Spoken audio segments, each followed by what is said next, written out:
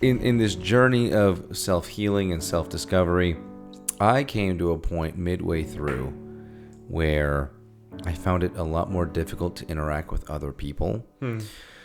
And I started to feel like I was becoming more and more isolated. Yeah. Because now the stuff that I was able to talk about and process and... Alrighty, hey guys! What's up? This episode is going to be about the transition from healing of the self into healing with someone else next to you. And how healed do you think you have to be to start into that partnership, either with new friends, most potently or most pertinently romantic partners? Yes. Do you have to be healed enough to be in those? We're going to answer all those questions and a lot more in this episode, so make sure you guys stay till the end. Absolutely. It's going to be a good one.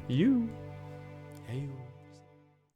Hello, and welcome back to another episode of the Little Pricks Podcast. Hello, what's up? How you doing? We have the Daverns. Come on. We have the Ferrito Bandito. That's a good one.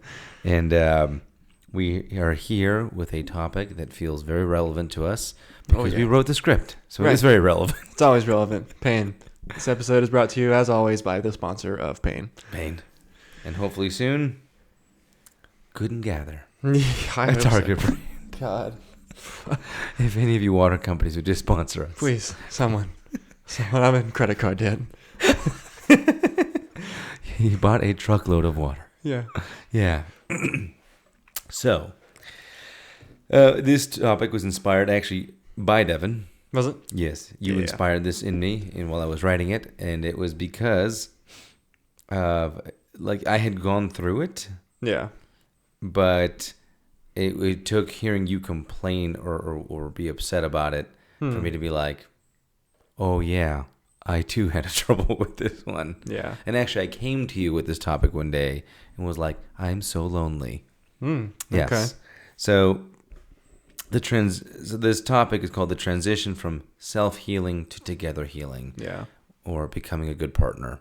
Yeah, and just so this comes from the statement that I've made where I said that, it's nice to be alone and it's nice to have times of solace and to do that healing there, but there just simply is some healing you can't do unless you're in a partnership, unless you're in a relationship type of some sort. And just to be clear, when I first said this, I was just talking about friendship. Yeah. And then when Devin talked about it, it was more on the relationship side. Yeah.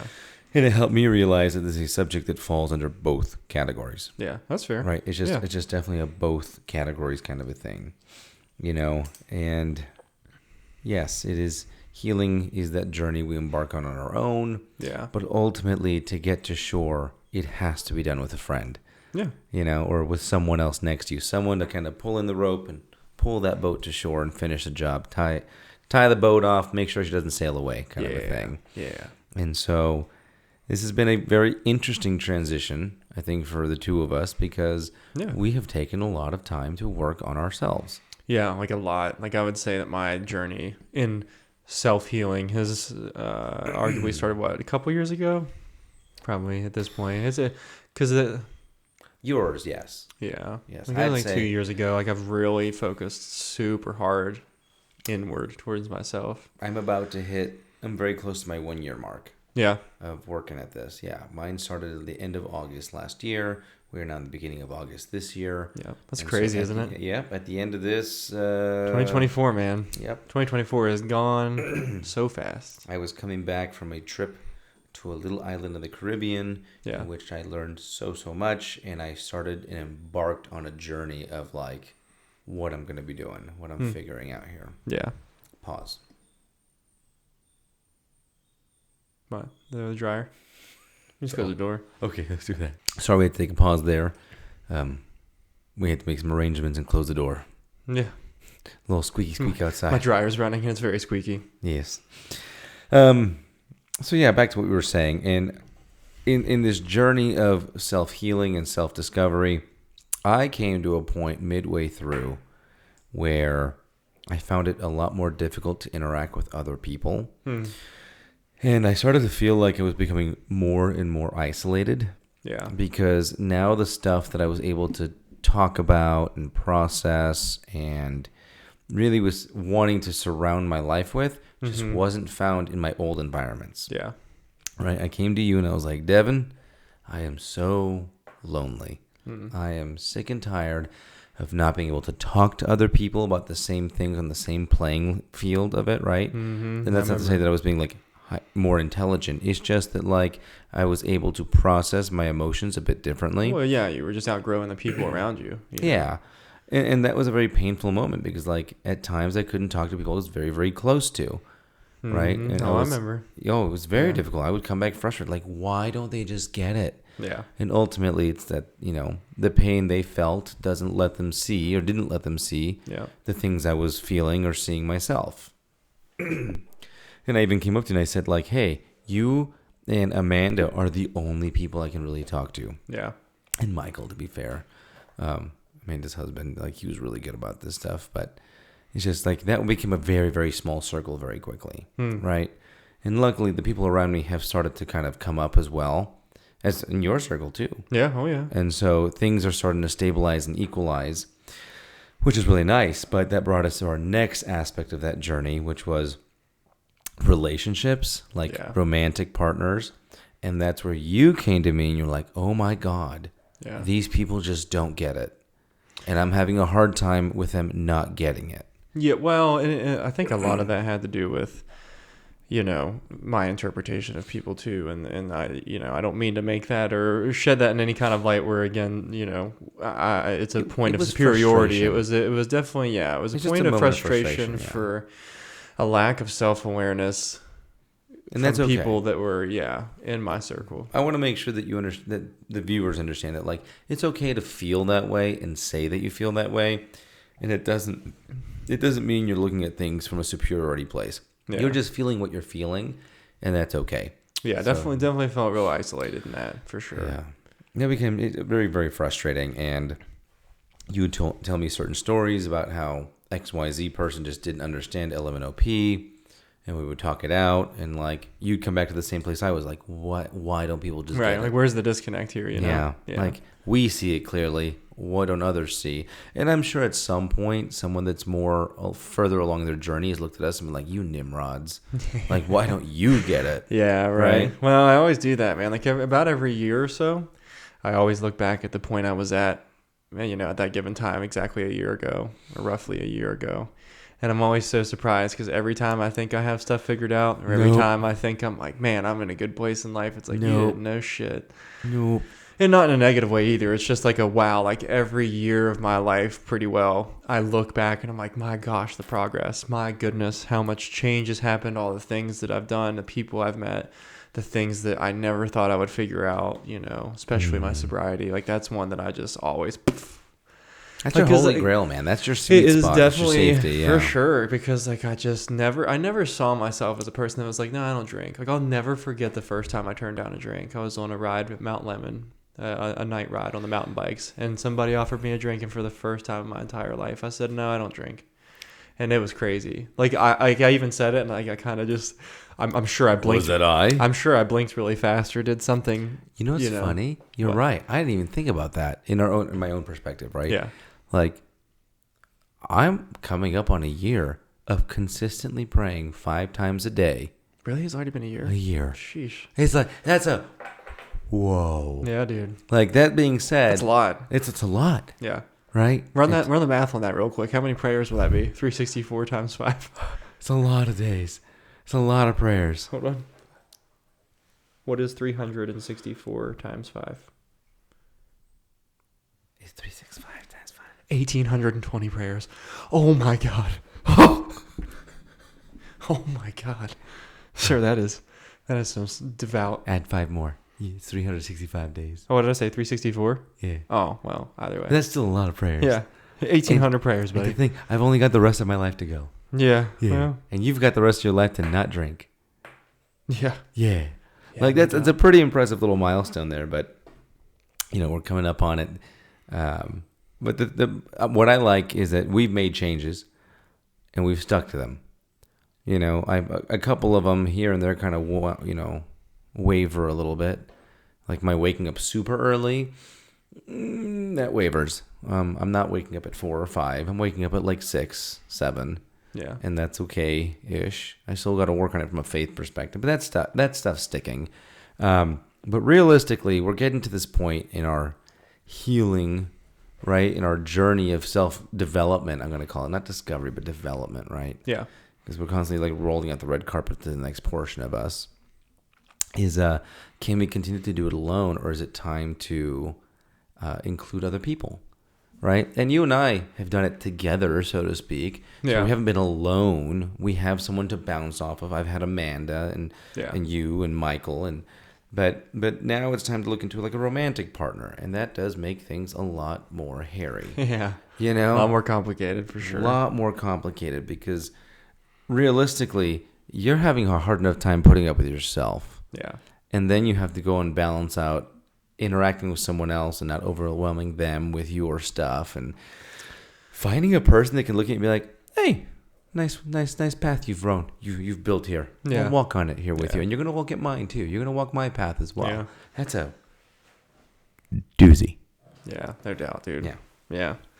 Putting all those parts and mixing everything together when you had a recipe, and now you got to try to figure out how to do it together and add new things. And what's even more incredible, right, is that like you don't just wake up and you're like, I'm going to do it with this one person. yeah. You had to go through a list of them, trying out different people, dating, getting to know people, and just seeing like, are you even remotely close to where I'm at? And that could be like, are you behind me or are you way ahead of me? Yeah. You know, because if they're way ahead of you, they could maybe try to pull you along, but Yeah.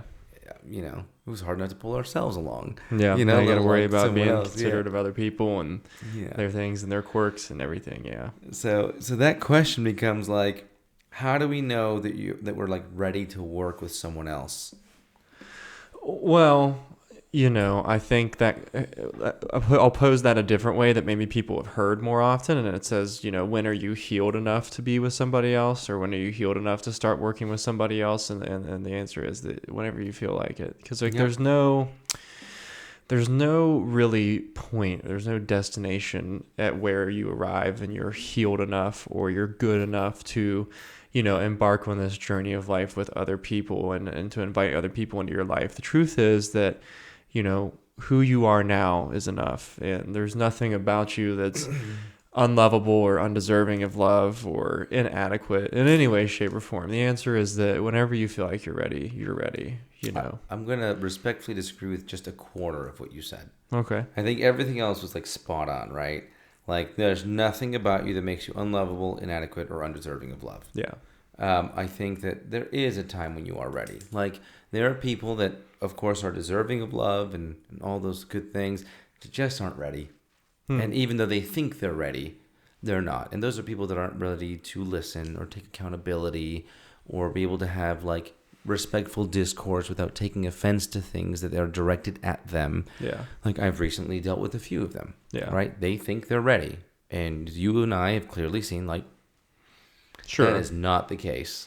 Sure, but that doesn't mean that they shouldn't have tried. It's not to say, well, not to say they shouldn't have tried. That's more so what I'm saying is that Okay. like that person or those people, like they were ready. They believed that they were ready, and that's enough for them to have been ready. Like now maybe they go about it and they didn't go the way they wanted it to, or they didn't maybe execute some of the things or some of the discussions or some of the things the way that they needed to, or they didn't use the tools in the way they needed to be used. But the fact of the matter is that like they were still ready. They were ready to try. For them, like for at their thresholds in their journey, like they're ready. I what I mean? I think we can leave it at like two spaces, right? In your mind, you're saying they were ready because they thought they were ready. I'm saying Right. I think they were ready to try, maybe not ready to fail. Okay. No, that's it. Now that's a whole other discussion. Yeah, sure. Not being ready to fail. Mm-hmm. Holy cow. Yeah, that's a Yeah. big one. Because like I said, It's a good one. Yeah. Like, ooh, that one felt good too for me. Yeah. Well, Yeah. That's a Because good one. I thought that one through. Yeah. Yeah. Every once in a while, a little light bulb turns on. Right. Yes. When are we ready to heal with someone? So we're ready to work with someone else, but when are we ready to heal with someone? And I believe that was that my note or your note? Ready to work, ready to heal with someone. Okay. No, that was yours. But Okay. when are we ready to heal with someone? That's a good question. I clearly had a process here in my head when I wrote this. Yeah. Yeah. I think you're ready to heal with someone when you're ready to be human with somebody. And what I mean by that is that you're willing to just allow things to be and allow yourself to be. And I think that that's probably the biggest thing that's held me back in relationships in the past, is not letting myself just exist and not letting myself just be me inside of the dynamic, right? Like there's a lot of healing that can come in just being the flawed person that you are, and perfectly imperfect is a good one. I want to ask you like a very personal question. Don't name names. Yeah. Right? I'm going to ask you, so with that statement in mind, Yeah. allowing yourself to be human with someone, when you think about a friend, do you think of someone immediately that you're like, yep, I'm a human with that person? Yeah. Okay. So someone comes very clearly to mind for you. Yeah. Okay. Now, do you think of somebody romantically that way as well? Not at the current moment. No. Okay. That's fair. That'd be the opposite. I feel on both of those, I'm like, okay, someone I can be human around. Yeah. And that doesn't mean that like you're like far romantic or anything like that, but like that you are considering. You're like, I can feel like like myself. Yeah. And feel accepted to some extent. Yeah. And so I think that's maybe part of that transition, right, where you start to put someone in that place. Yeah. Sure. You know, I can feel safe. Put that on the shelf. Right. You know. Yeah. And I think sure. that's kind of nice. And so that leads to my next question, which was, what things can I not work on with myself alone? Which I had a list of things on this one. Yeah, go ahead. Right? Yeah. Sure. It's how do you consider someone else in your decision making process if there is nobody else? I'm just laughing because that's what I typed. Yes. Yes, you did. You said I've got a list, and it's like, boy, that's what I typed. Well, put yours in yellow. But this was the thought process I had going along with it. No, right? I'm not, buddy. I'm just giving you a hard time. No, screw it. It's all yours. Take over. Okay. All right. No, I'm still talking. Oh, okay. Yeah, man. Nice. No, go ahead. Just read it, buddy. It's all right. It doesn't matter. I typed it. It doesn't matter. I'm being genuine. That sounded sarcastic as fuck. That sounded so sarcastic. Go ahead. Say my words. No, I I meant it so Take genuinely. all the credit. It's fine. I swear to God, I meant it so genuinely. Just remember, you sound smarter when you say my words. Oh. Yeah, no. All right. No, I don't care. I really don't care. Go ahead. Well, but I posed that question. But these were some of the things I was thinking of, and I'm glad that you wrote them out because they are great things. You did a good job. Yeah.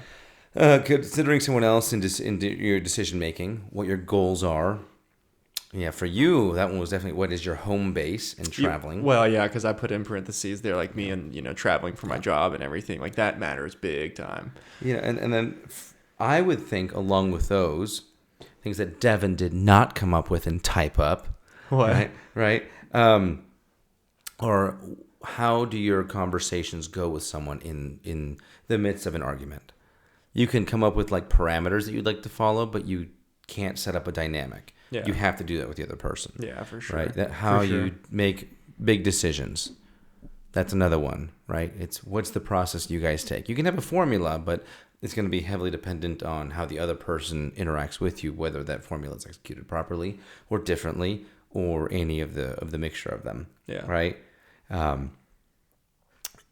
You can't start to like properly predict the rest of your life that includes a person without having that person there to like share with you what they want out of life. Right. Like you can't just do that with this nebulous person in your brain, this hypothetical version of whoever it might be, because it could be literally anyone. So that's exactly it. Yes. Yeah.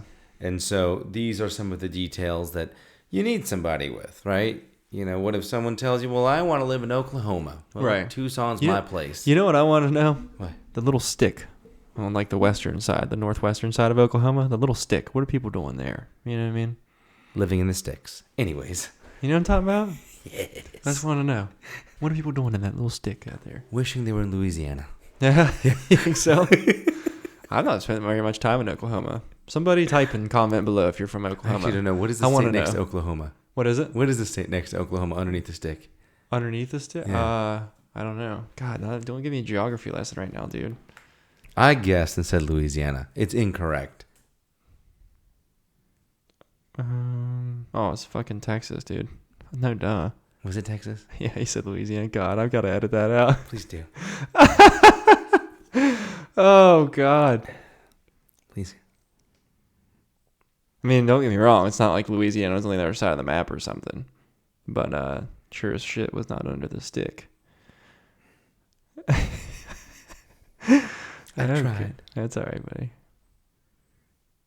I'm gonna order this map for you for $8.99 off Don't Amazon, do it. Don't. so do you can. We'll put it up here. Buddy, can I read you something funny? Yeah. It's just funny. It was sent to me just recently, and I'm laughing inside so hard. Mm-hmm. It goes, cheating on me is easy. Finding why your car won't start anymore is expensive. Yeah. Especially if you like know anything about cars, you know, you could really do something just mean that you know no one's gonna find unless they just tear it apart. Oh God, that's so funny. That's Could you, okay, I have a terrible funny story for you. Okay. Oh. After the podcast? No, it's funny right now. Oh, okay. Layla, I'm so sorry.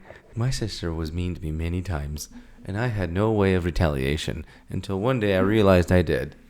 So she had her car one day, and I pulled a starter relay. No way. I did. No, dude. And she went to her car like, it won't start. And like, I don't know anything. Yeah. I don't know how cars work. Yeah. You know? And like, I walked away and drove off. No way, dude. Damn, dude. Damn. I wasn't always healed. I wasn't always healed. I was an asshole at one point. That's great. In I love certain that. moments. This episode's been funnier than I thought it was going to be. It's a great This episode, has been man. a funny one. Well, because like, think about it, right? We've been able to discuss the things we're working through. Yeah. And part of being able to like move through the journey is not just finding the pain in it, Yeah. but being able to laugh at the stuff that went on in it. That's fair. And so a nice that's- change of pace. Yeah, man. Not everything has to be like heart-wrenching, gut. Like, Oh, I know. you don't need to be the meme of the crying MGK. You know, like there's no need. Who, me? Surely not. So yeah, back to that. Things you just cannot work on alone. You have to do them with other people, because the other person is a whole other life of experiences that Yeah. absolutely have to be involved in that situation. And that heaviness becomes letting go of making all decisions and adjustments for yourself, Yeah. and allowing for the involvement of another person. And those are questions we had to ask ourselves, right? I know that you and I had to sit there and be like, okay, it'd be nice to have another person around, right? Yeah, for sure. A woman would be nice, Yeah. you know, kind of a thing. Sure. And that, I think, and this maybe just my brain, I tend to be very positive. Yeah. And when you start to ask things like that, I think for me, some of the stigmas came into place that like you throw about the opposite sex, right? Like men are just aloof Yeah. and annoying, and we just want to go the whole time, Yes, you know, yeah. and watch football, which that ain't me, bub. I hate football. Yeah, I F1 don't race cars even, all day. I don't even but like it at this point. Sorry. It's okay. Sorry, guys. I'm It's just not for me. put race cars on. I'm good. Yeah. Right, and then you start to think of women as like they can be this stereotypical like, what is it? Like emotional or just like annoying gripey or barking at you kind of a Sure, thing, sure. right? And I think part of that healing is going like those stereotypes are funny at times at appropriate moments, but bullshit overall. Yeah. Right. Those yeah. are the results of a person not being heard. Yeah. Oh yeah. Big time. Yeah. Big time. So that was definitely a question I asked myself. I threw it in my head real fast. Like, are they just Right. No, they're just people not being heard. Yeah. Don't be a bigot. Yeah. And Don't be like, a bigot. Don't be a bigot. Good right? on you, buddy. So Good on you. that was definitely a thing. And to be fair, I think self-awareness requires the ability to look at your ugly sides, acknowledge that there are even thoughts in your head, Yeah. and being like, okay, I see it. No, and moving on. Yeah. Right? Like you would think that I think there's like this idea behind healed people that like they don't have nasty thoughts. They don't ever Shit. make Well, and gross that- even monochromes of a thought. But no, they cross your mind. Right. Well, which You're is correct. bold to assume that that's even possible, given the fact that like this growth and stuff that we talk to you guys about, or this healing that we talk about, like this isn't something that at some point you get to the top of the mountain brush the dust off your hands and go, well, I'm done. I'm a guru Like, now. that's it. Like, no, man. Like, this is forever. Yes. Like that. It's a constant which is like kind of walk. daunting at times. Like, I try not to think about it too hard, but that is the truth. Like, this journey is that. It's a journey forever. Like, You don't ever just become the love guru. my parents are in their 50s, and they're still like having big aha moments. Like, Oh, my parents do. and I hope I'm even still doing that when I'm that age, right? Like, I've talked about, hey, like keeping track of my progress, or kind of reflecting at the end of every year or the beginning of every year, or just at any point during any year, and being like, wow, like, where was I a year ago? Holy shit. I've came so far. I've learned so many things. Absolutely. So You've done tremendous work, sir. And I think the people around us are doing tremendous work. I agree with that. And I'm going to be a little arrogant and say that I think we are helping influence some of those people around us because... I don't think it's arrogant. Maybe. I don't know. I think to assume that the only reason they've done it is all because of us, like, that's not true, and that's not what you're saying. No, that would be arrogant. arrogant. We've had some influence on right. them. That's not arrogant. I don't think. And I think the part of it is that like they want to communicate with us again in a way that like makes sense. And we've had people change. Like I had a wonderful conversation with my parents, and they were very receptive. As have I. I've been having good ones with my parents. If you guys haven't seen that episode, holy shit! Yeah, breaking no contact. That was crazy. But you know what that is, though, right? What? That is together healing. Yeah. They're just not romantic. Those are parental. Right. Which goes back to our kinds of love, the 4 kinds. Yeah. Right? You have your parental, you have your friendship, friends. platonic, Sure. Relationship, and then thyself. Self. Yeah, Yes. self-love, man. And God, the Love series was so good. Go look at the Love series too. Go watch the Love If you guys series. if you're tuning in for the first time, my God, please. Go watch the one on parents. The parent one is really good. Both the parent And episodes. if you want some spicy, go Yeah. find your... Oh, I got triggered a couple times in those episodes for sure. They were really good, though. Yeah, great. And then, like you were saying, you review. You try to review yourself and your growth and where you're at and, like, what can you tolerate. And I got to say, man, I enjoyed watching you in your growth with romantic partners. Yeah. Like, the conversations we've had where you're just like, that's my line in the sand and I ain't going to cross it. And then, like, 2 weeks later, you're like, that line might have been inappropriate. That might have been a little too much. Yeah. Yeah. Yeah. And that's active growth where you My come back to thresholds, I yourself. call it. Yeah, my thresholds have gone from like down here to like up here. Yep. We're getting you a little closer to the beach, aren't we? Yeah, A little for closer to sure. the beach, Yeah, sure. And I've had to do the same thing. I just don't come to the same aha moments you do. Mine are kind of like an ebb and flow of a meandering river through the Amazon rainforest. Like, it's just constantly making course corrections for whatever path is best for me. Yeah. So that's been very interesting. And taking account of like the big issues we struggle with and then applying that to a romantic partner or even platonic partner has been very helpful. Realizing that we are stubborn assholes has been pretty beneficial to you and I both. I can't tell you how many times Devin has had to sit my ass down and be like, you're being stubborn or autistic or both. Yeah, well, get it together. And vice versa too. Like, I've been there. I've been in the chair of judgment at times. It's like, hey, bub, listen, you being a real POS right now. But yeah, the difference is I'll be like, Devin, you're being stubborn. You're like, no, I'm not. Okay. Right. Yeah. Till later. Then later goes, was I? Yeah, I was, wasn't I? Yeah. All part of it, man. Whatever. You know? Yeah. All it's part of the in journey. the name of growth. You Oh, know? yeah. All in the name of growth. Yeah. And then you have to bring it up back to like a situation. You have to get to a situation where you talk about someone else in your growth, right? Like, hey, I had this interaction with such and such, and I think they wronged me. And then maybe we look at each other and be like, did they? Yeah. Or did they just trigger you and you just weren't ready to deal with it? Yeah. And then maybe you owe them an apology. Yeah. Now, I'll always say it, man. I'll always say it. What role are you playing in your own suffering? Like, Yes. It's like, and the suffering of others too, but, you know. Which brings me to like the part about accountability. When you're in that transition, accountability is 100% the answer to everything. I will say that. Be accountable. But that doesn't mean to be accountable for everything. Be accountable for what is your part of things. Yeah. And I've been guilty of being overly accountable for things. But I'd rather be a little overly accountable than under accountable, because then I can't fix it. Yeah. But there is a fine line where you overstep those own boundaries of accountability that just not your place to do so. But that is one thing that I truly believe is, if you can really find a set parameter for what you take accountability for, you can find growth, and then you can help hold other people accountable, and communication between the two of you or three or whoever, right, starts to grow. Yeah. Right. And then more importantly, when you take accountability in front of somebody else, it makes it a lot easier for them to not feel attacked and take accountability for themselves. Yeah, for sure. Which opens up a whole level of communication that sometimes you just didn't even know existed. Like, ding, achievement unlocked. For sure. Please put a bubble here. Yeah. Achievement unlocked kind of a thing. Right. So in your case, sir, what were some of the things that you had trouble dealing with that you had to learn to be accountable for? Definitely my communication, for sure. Like, I think that I just had such a hard time articulating my emotions and communicating the things that not only that I needed, but just stuff that I wanted too. Like, I just grew up in a certain way where I had to learn how to adapt to my environment and be a person that kind of like blended in, like almost like a chameleon in my life.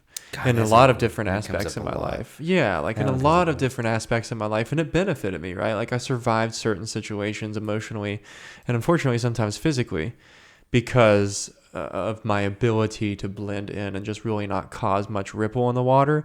So in my adult life, I've had to spend a heinous amount of time undoing all of that stuff and being a person that, like, I'm not even saying that, like, obviously there's a fine line. You can go too far to the extreme of the other side of that and be like a dictator and be like, no, it's going to be this way or else. Like, but finding that balance of where, like, I don't get walked all over or I don't speak up for the things that I want and need, has been tough. That's been one of the biggest things, is how I communicate. Sure. Because it's hard to do that too in a really calm and effective way as well when you're not used to doing it, because then your baseline response is defensiveness and being triggered and like frustration and anger. Maybe be having words that are a bit more emotionally charged than is warranted for that discussion or that topic or what have you.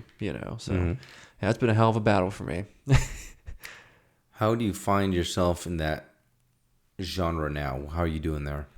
Oh, much better now. Yeah. I still see tendencies of like choking stuff down that I know I shouldn't be. But I think part of that too is me finding that balance of like having these super low thresholds inside of relationships up to like at least like a medium high threshold, right? Because like nothing good ever does come easy, man. Like it never, especially in the term of romantic relationships or in the aspect of that, like soulmates and people who make it long term are never just found. You never just stumble upon that one person that you're just like, oh, this is perfect. This is everything I've ever been looking for. We communicate the way that I wanted to communicate. We have the dynamic I've always wanted to have. Like, it never works that way. It always comes through hard work. Maybe you find somebody who's like, oh wow, I have a pretty good amount of things in common with this person. But regardless, like, soulmates and lifelong friendships, partnerships are all built on the foundation of like hard work, man. It just is. Do you realize that we became each other's best friend? Yeah. We didn't just find a best friend. No, we didn't like each other when we met. Hey, couldn't stand each other. And we built that. Yeah. We built that. Hands down, man. Yeah. And we had a couple moments.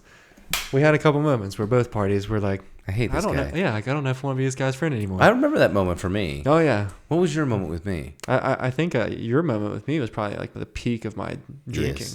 Yes. You know exactly when I was like, no, I don't have any alcohol in the house right now. I'm fine. And he pulls out a whiskey bottle and goes, this is not alcohol. Yeah. This is just a beverage. Right. Minus this, I don't even remember what the fuck I was thinking back then. I don't know either. What was your moment with me? I'm very curious. He's like, just kidding, there isn't one. You're great. Yeah, I know, right? No, I would say when I was living in my apartment and I had to have like that talk with you about like, hey man, like in every aspect of your life, you're letting me down. And I feel like you're not listening. I feel like you're not taking things that we do together seriously.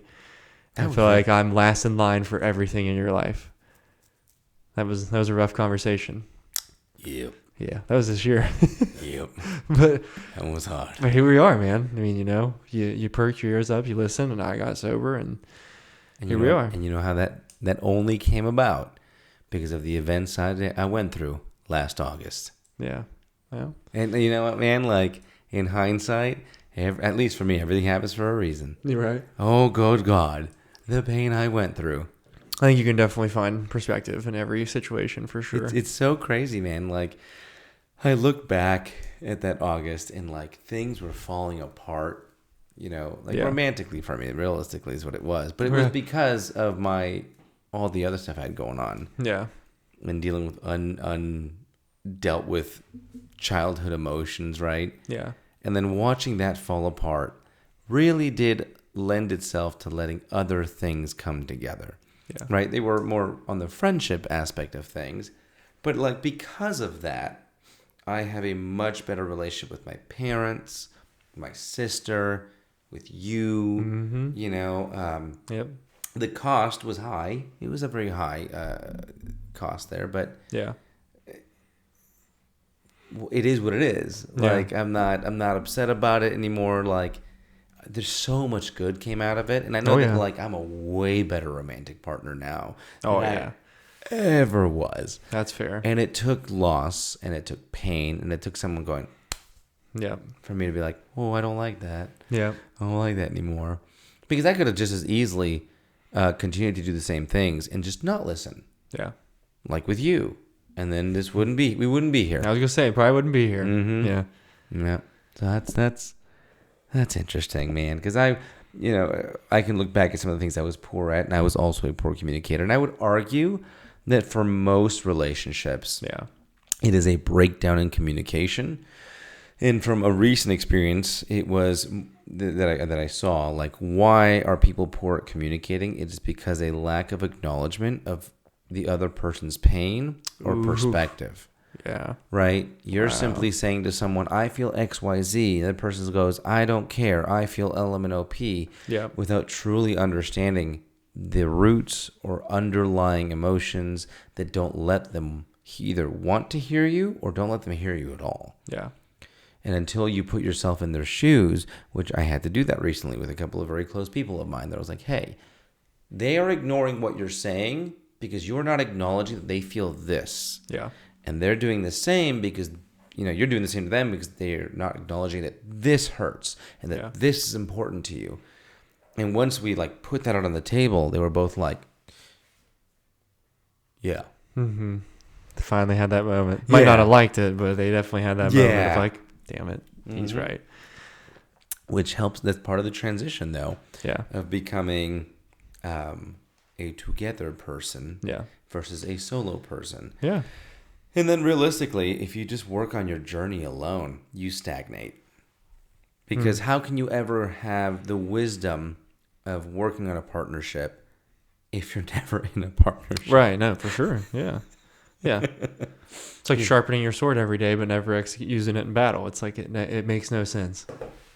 Love that analogy. Yeah. Good on you, hey, sir. You got the sharpest sword in town, bub. But what's it for? What? That's like going and hitting the boxing bags, right? And never going after someone in the ring.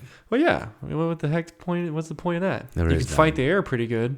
You ever seen those memes of people that it's when you lose at shadow boxing and they'll they'll put a voiceover of a UFC announcer or something and then they'll knock themselves out they lose to the shadow boxer. So actually that's a fantastic analogy we've gone down to. Yeah. And I'm going to go slightly tangential, but it's completely related to this. Yeah. One of my favorite sermons that I watched was actually a Christian one.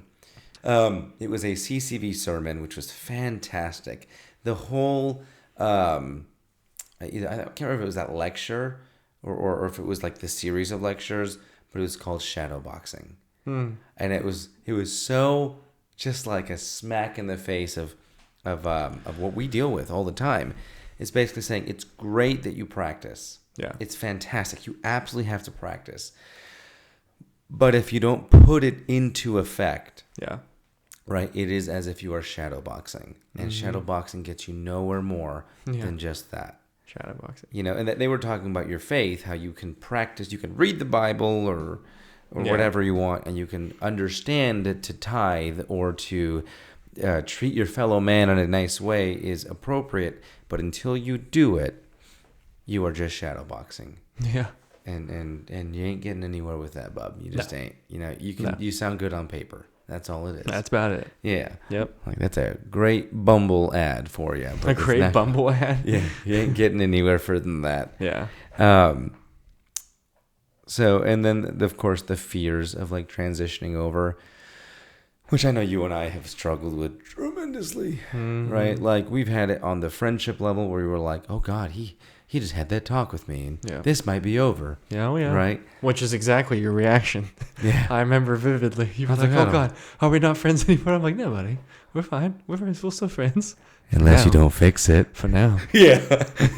He just brings up the chopping block, just like as my eye just barely peeks through the crack of the door. For now. Slam! And unfortunately, I think about it now, I didn't give you the opportunity for that same thing. Right? Like, I just knew I was kind of getting fed up with your drinking. Yeah. And I think at the time I felt like there was nothing I could say. So I was like, this is not even worth having that conversation, which was wrong. I should have had that conversation with you more directly. I think we'd had some small talks about it, and you were just like, no, it's fine. Jack Daniels is not alcohol. Yeah. Right. Like that, but like, I should have given you that opportunity like you gave me. Yeah. Like that's lekker. What? That video. Oh, that's lekker. What video is this? I don't know. Some kind of meme of this woman just, oh, that's lekker. I don't know anything about this. That's funny. Yeah. That fear though, and then when you're going into like a romantic relationship, or we were discussing this too, that like you can be single for long enough and unfortunately make, I would say, somewhat poorer decisions based on what's good for your mind, and start to be like, am I actually ready to be in a relationship with somebody? Yeah. And we discussed that today. And I think we came to the conclusion that, like, yes, dating is great, and maybe it's not so bad to have some better rules and boundaries for yourself in dating. Yeah. Because they can definitely affect your, like, transition into picking a person and, like, allowing yourself to be vulnerable with that one person, because then you've built your own other new set of fears. Yeah. And I think it's a very universal feeling, right? And I actually think there's, like, two kinds of falling for someone. There is the kind of person that could even be considered like almost love bombing, but like is so quick to be like, you know what? No, I'm all in. And that fear just doesn't settle in for You're right. at all. Yeah, it just doesn't exist for them. They're just like, yes, you're my person. I'm happy and da da da da da. Or there's the person that maybe you and I kind of fall under, where like we've taken a bit more of our time and we maybe have given ourselves a little too much precedence. And like, I'm a little too important kind of a thing. And then we struggle to like let anybody in. Just let people in. Yeah. And that they can be both just as dangerous, right? Yeah. The one that the fools rush in is one statement, but we can be just as foolish by Elvis not letting Presley. anyone in. R.I.P. dude. I hope you enjoyed them cheeseburgers. Yeah. Yeah. Cholesterol clogging up them arteries. Oh, yeah. That's actually really sad, though. That was a lot of depression on his behalf. Yeah. And I've recently learned that I like to cope with food. So I can't do that. Yeah? Yeah. Can't do that. Pause. Well, it's also from a place of fear, too, I'd say. Yeah. Because, like, we've created our own peace. And I actually caught myself telling someone that, and I stand by it. What's that? I said, like, and you corrected me in some ways. Okay. I said, I don't ask for much. I just ask for you not to mess with my peace. And you looked at me and you said, buddy, you should be asking for a lot more than that. Yeah. That's my baseline, man. I think my baseline is that. Like, don't mess with my peace. Yeah. It's little, and it makes me happy, and please just don't mess with it. It's my happy place. It's my comfortable spot, and I like that. And I think the moment that gets messed with, I don't like it. I don't like it. Yeah. And so, but allowing someone in is going to mess with your peace in some way, shape, or form. It's going to make you anxious, uncomfortable. It could be for the reasons of like, what if we don't get along? What if I get rejected? What if I have to reject them and start over? What if the painful process of like getting to know someone new or getting rid of someone? Yeah. It's just all nasty, And then it comes down to like finding balance. Mm-hmm. Man, just finding The hardest part. The hardest part, find a balance. You know, it's being able to just, okay, I got to love myself, but I also have to be able to love them, and where's the happy middle? Yep. Where do I have to let down boundaries on my end? It's enough that I can allow someone else in. The reality is to accept that everything will be ever changing. Yeah. And that our improvements did not come in solutions that only involve us, but creating systems and processes for us to find peace and resolution ourselves that help us to interact with new partners. Yeah. Or a new partner, however you want to list it, right? Yeah. New people. And that realistically, the next step in this development, which not just for us, for anyone that's doing that transition, is going to require heavy, and I mean that with all uppercase capital letters, heavy amounts of self-awareness. Yeah. You know, to acknowledge that sometimes the fear of self-sabotage can be self-sabotage in and of itself. Dude, I can painfully relate to that one. You know, Do you want to dive in a little bit on that one? Not just overthinking or like considering all the things that could go wrong as a form of like deeply rooted and like at the base of that thought or that thought process. Like I want to be so self-aware that I am aware of the things that I do to self-sabotage, or I'm aware of my maybe low thresholds, or I'm aware of my fear of certain things. But in and of itself, like, you know, overthinking is a form of self-sabotage instead of just, like I said, being able to exist and being able to, you know, just enjoy or even press into a dynamic that maybe would be good for you. Oh, for sure. You know, and maybe acknowledging too that in your over-analyzing of things, you have to remember you can't control everything. Right. You can only control what you do, what you feel, what you say. Yeah. That's it. Yeah. And then, and how you experience things. Yeah. That's it. From there, move on. Move on. Right. For sure. In that process, also learning how to be flexible with your boundaries, I would say. Mm-hmm. Because sometimes we set boundaries a little too strict, a little too stringent, and it does not allow for people's space. And this is, again, finding that balance. Yeah. Because we often say, I set a boundary and you crossed it, and therefore you are a bad person. You're a bad hombre. Well, and it's like just a consequence, right? Like you set a boundary, you cross it, there's a consequence. Sure, It doesn't make people a bad person. It's just but we have to acknowledge that sometimes our boundaries are incorrect. No, It's learning the balance of the boundary. I don't know. I think you always lose me on that one, but I would say that you're a perfect example of this. what? It's that you have learned that when you set certain boundaries, they weren't always the most effective way of doing things. I think you can definitely build walls around yourself, yeah. You can build walls around yourself, no doubt. And my statement purely is that your boundaries sometimes need to be adjusted, made flexible, or maybe readjusted entirely. Right? So after people honor them. What? After people honor them. Even if it's not people honoring them, maybe it's after you understand yourself a bit better. It could be that too. Right? Because we set boundaries to protect ourselves, and maybe some boundaries just have no place in our lives when we realize what the root of things are. Maybe. You know, boundaries, when set, should be respected.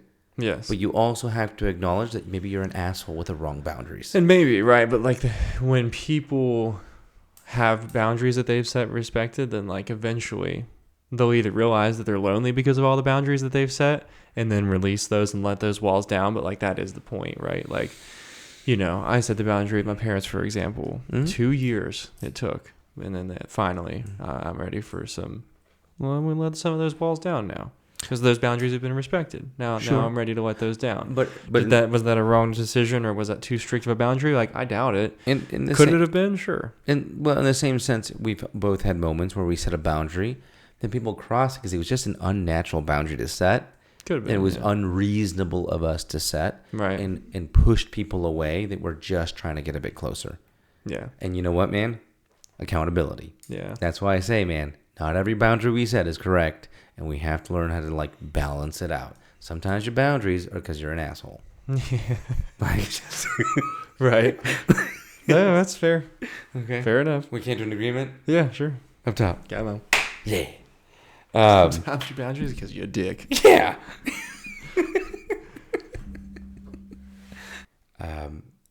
Growth and healing in this part of the process is going to be a lot more painful than the one you did alone. Oh, yeah. Because of your lack of control. Because of your lack of control. Because at this point, you are able to decide what you did, what you didn't, what you felt, what you won't. Yeah. You set up your boundaries, and you got the control of where they went. Yeah. And now you have someone else that you have to hold accountable, will hold you accountable. Yeah.